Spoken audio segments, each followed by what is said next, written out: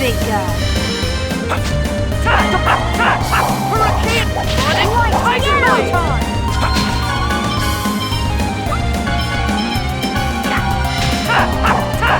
Hurricane! Brown! Get him! Spread! Are you okay? First aid! Brown! Get him! Spread! Just as I expected.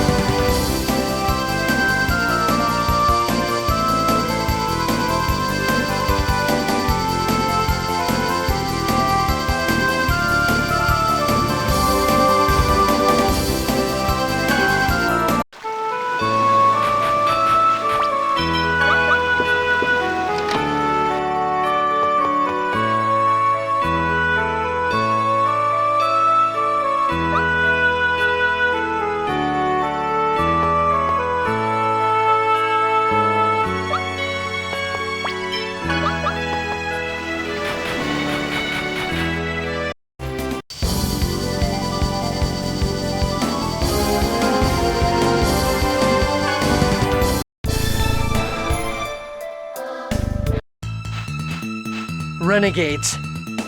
So that's it. Neo and the others couldn't tell the difference between the Desians and the Renegades. We've been waiting for you.